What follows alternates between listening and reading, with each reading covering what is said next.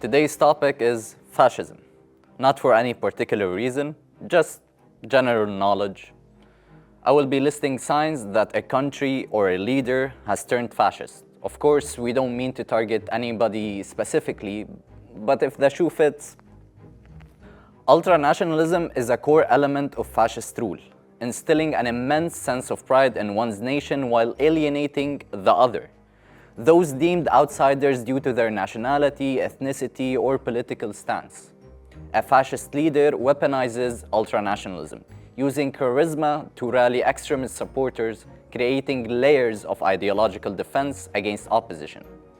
This leader will often invoke nostalgia for a lost golden age, promising to restore past greatness, an appeal that reinforces the idea that the nation has been weakened by internal or external enemies.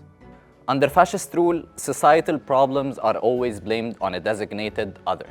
In modern context, this often includes immigrants, minority groups, indigenous populations, or political descendants. These groups are systematically dehumanized, singled out, and persecuted. The state, through propaganda and legal measures, raises resentment against them, turning loyalists into an extension of the police. This deflection of blame consolidates the regime's power by directing public frustration towards scapegoats, rather than the actual failures of governance.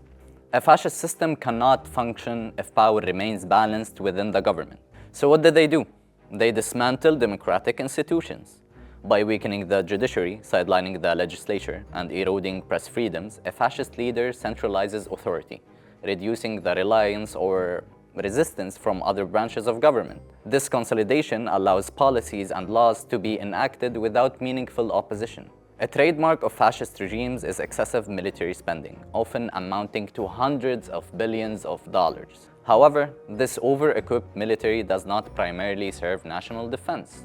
Instead, it extends its reach globally, establishing military bases and exerting influence over foreign nations.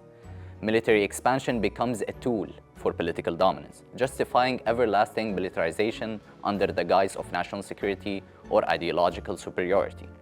A heavy militarized state inevitably resorts to coercion, both domestically and internationally. Military strength is glorified, not just as a deterrent, but as an active tool of political strategy. Fascist regimes use economic and political pressure backed by military threats to achieve their objectives without necessarily resorting to direct warfare. When intimidation fails, force becomes unacceptable if not preferred option. Hypothetically speaking, such a regime might even contemplate taking over, and I'm just spitballing here, Greenland? I could list signs until the end of time. You might get it and you might not. But we are seeing fascism unfold in real time with our own eyes. A fascist dictator now won't come out and flaunt his dictatorship. It won't be a sudden change. It's small steps, and before you know it, a new system has creeped in.